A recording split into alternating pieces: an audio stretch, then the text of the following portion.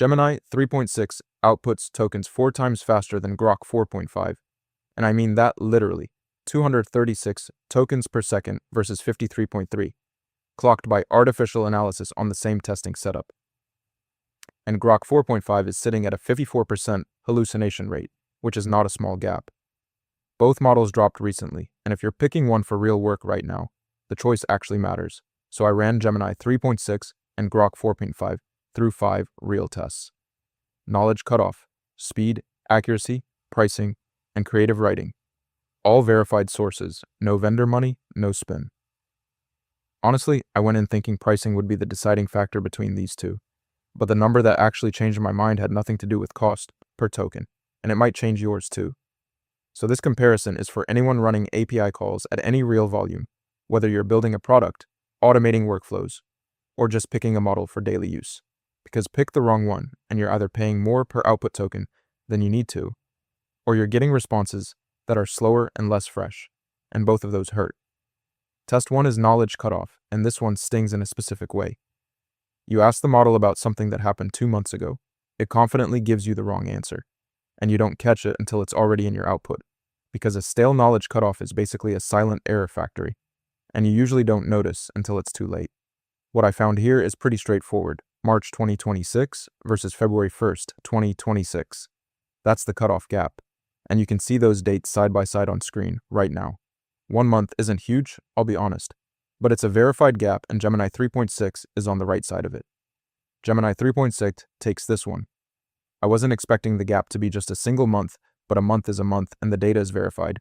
So if you need the most recent training window, Gemini 3.6 has it, and that puts Gemini 3.6 up 1-0 over Grok 4.5 after the first test. Test 2 is output speed, and slow token generation is one of those things that feels fine until you're literally watching a spinner while your users bounce. Because if you're running high volume calls, a slower model doesn't just feel bad. It costs you real time and real money waiting longer, per request, before you can move on. Okay, so here's what surprised me. Artificial analysis clocked Gemini 3.6 at 286 tokens per second, and Grok 4.5 at 53.3. Same testing setup, and that's 4.4 times faster, which you can see on screen is just not a close gap. Now latency is a different story since those numbers come from different test setups, so I'm not calling a winner there. I want to be honest here though. Gemini completing 3 tasks in 5.65 seconds versus Grok's 8.27 second first token latency are measuring different things, and you can't really stack them up directly. So the throughput win for Gemini 3.6 is real, but the latency picture is genuinely unclear. Gemini 3.6 wins output speed, and honestly it wasn't close. I was expecting maybe a 50% edge, not 4.4 times, and on throughput alone, 236 versus 53.3 tokens per second, Gemini 3.6 just runs away with it, which brings the score to Gemini 3.6 2, Grok 4.5 0. Test 3 is accuracy and hallucination, and this is the one that actually breaks things in production, because a model that makes stuff up sounds confident while it's doing it, and if you're not running verification loops, that wrong answer goes straight into your output, which depending on your use case can be genuinely harmful, not just embarrassing. So I have to be upfront here. Grok 4.5 has a published hallucination rate of 54% from the Artificial Analysis Omniscience benchmark, which is a real red flag. But Gemini 3.6 has no published hallucination figure to compare it against. And while Gemini does have an intelligence index score of 50 from artificial analysis, Grok 4.5 has nothing matching that either. This one's a tie, and honestly that surprised me because I was expecting Gemini 3.6 to take it cleanly given Grok 4.5's 54% hallucination rate. But without a matching test for Gemini, we can't score it, so no comparable data means no winner. And the score stays at Gemini 3.62, Grok 4.50, one tied. Test 4 is pricing per million tokens, and this is where a lot of people get burned.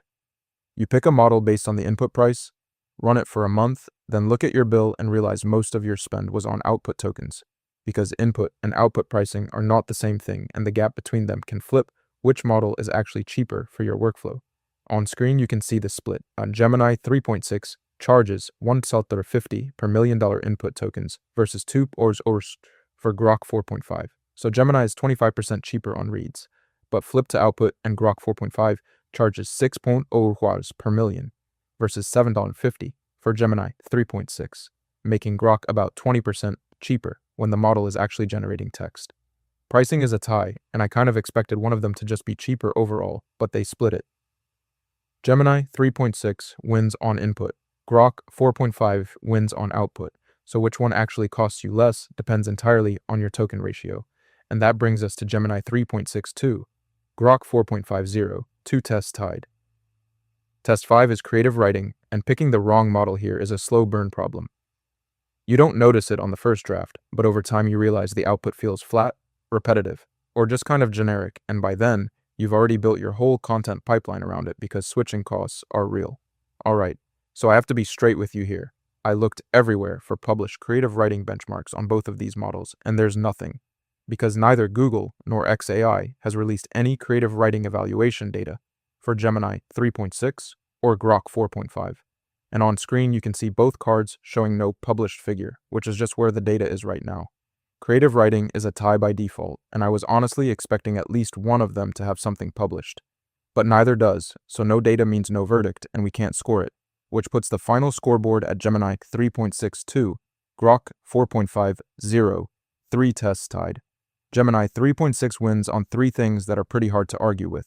It's 4.4 times faster on output throughput at 236 tokens per second versus 53.3. It has a later knowledge cutoff at March 2026 versus February 2026, and it's cheaper on input at $1.50 per million versus $2. So if speed and fresh data matter to you, Gemini 3.6 is the clear pick. Grok 4.5 has one real concrete win, which is output pricing. At $6 per million output tokens versus $750 for Gemini 3.6.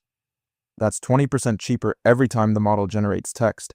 And if your workflow is output heavy, meaning you're generating a lot more tokens than you're reading in, that difference adds up fast at scale. I went in thinking pricing would make this a close call, and it didn't. So if you need raw speed and fresh data, go Gemini 3.6, 4 times faster. Full stop. If your workload is output heavy and you want to trim costs, Grok 4.5 saves you $1.50 per million output tokens. But take that 54% hallucination rate seriously before you commit.